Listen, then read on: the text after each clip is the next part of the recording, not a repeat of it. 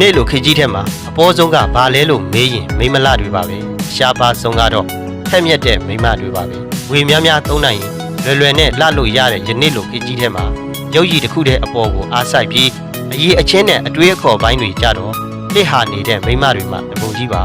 သူတို့တွေရဲ့ဘဝမှာအလှအပတွေကလွဲရင်ကျန်တာဟင်းအင်းဆိုတာပါပဲဘာမှမသိဘူးဆိုပြီးဘာမှမသိတာကိုဂုံယူပြီးခါလီဖြစ်နေတဲ့မိမတွေကိုအယမ်းကိုမှနှမျောမိတယ်ခင်မိတာကလက်ခံလို့ရနိုင်ပြီပဲခေဆန္ဒာကတော့လက်ခံလို့မရပါဘူးမြန်မာမိန်းကလေးဆိုတာဂုံတိတ်ခါရှိရတယ်ကိုယ့်ရဲ့ခန္ဓာကိုယ်ကိုမပေါ်ယုံတမယ်ပဲလိုင်းပေါ်ချပြနေတာဟာမြန်မာမိန်းကလေးတယောက်အနေနဲ့ရှက်တင်ပါတယ်ကိုနမငယ်ထက်မြက်ပြီးတော်တဲ့ယောက်ျားတယောက်ကိုရှာယူဖို့တဲ့ကိုယ်တိုင်ကတော်တဲ့မိန်းမတယောက်ဖြစ်နေဖို့ကအဓိကပါကိုယ်တိုင်ကတော်နေတတ်နေတဲ့အတွက်ကိုနဲ့လက်တွဲတဲ့သူရဲ့အပေါ်မှာလဲအကောင်းဆုံးကူညီဖေးမအကြံပေးဆွေးနွေးနိုင်တာပေါ့အနည်းဆုံးတော့အခြေခံအရည်အချင်းတွေကိုကတက်မြောက်ထားသင့်ပါတယ်ဥပမာသမင်းကောင်းဟင်းကောင်းတော့ကောင်းကောင်းချက်တတ်ရမယ်အိမ်မှုကိစ္စတွေကိုလည်းအားလုံးနားလည်ထားရမယ်အတတ်ပညာတစ်ခုခုကိုလည်းတက်ကိုတက်မြောက်ထားရမယ်လင်ယူသားမွေးအင်ရှင်မလုပ်ဖို့မဟုတ်ဘူးဒါတွေကလူတစ်ယောက်အနေနဲ့ကိုယ့်ဘာသာကိုနေလဲတက်ကိုတက်မြောက်ထားရမယ်နေရာတွေပါဘာပဲမိမိလှုပ်တတ်အောင်သင်ယူပါအားအကြောင်းပဲပြောဝင်ရောက်ဆွေးနွေးပြောဆိုနိုင်အောင်လဲလေ့လာပါ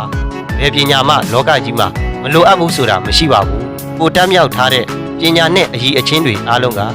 ကိုယ့်ရဲ့ကိုယ်ရည်ကိုယ်သွေးတွေကိုမြင့်တင်ပေးတဲ့အရာတွေကြီးပါပဲဒီရဲ့အရည်အချင်းတွေကိုထုတ်ဖော်ပြသနိုင်တဲ့အမျိုးသမီးကောင်းတွေအဖြစ်လူအများနဲ့ရင်ပေါင်တန်းနိုင်အောင်လေ့လာသင်ယူပါကိုမိသားစုအတွက်ကိုဘဝအတွက်ကိုပတ်ဝန်းကျင်အတွက်အကျိုးပြုနိုင်တဲ့မိမတယောက်ဖြစ်အောင်လဲကြိုးစားပါကိုဟာအသိပညာအတတ်ပညာတွေတက်မြောက်ထားတဲ့အခါတယောက်တည်းဘဝကိုဖျက်ဆီးနေရလေအကြောင်းမဟုတ်ပါဘူးသို့တော်ညာလဲအိမ်ထောင်ကျသွားတဲ့အခါကြာရင်တော့နည်းနဲ့အများစိတ်ပူပင်ရတာတွေရှိလာပါလိမ့်မယ်ဒါကြောင့်စာများများဖတ်ပါကိုတန်ဖိုးထားပါလေ့လာသင်ယူပါပညာဆိုတာကုံသွားတယ်မရှိပါဘူးဘဝကိုလင်ယူသားမွေးမလုပ်ပဲတယောက်တည်းရပ်တည်နိုင်တဲ့မိမကောင်းမိမမြတ်တယောက်ဖြစ်အောင်ကြိုးစားပြီးနေထိုင်သွားပါ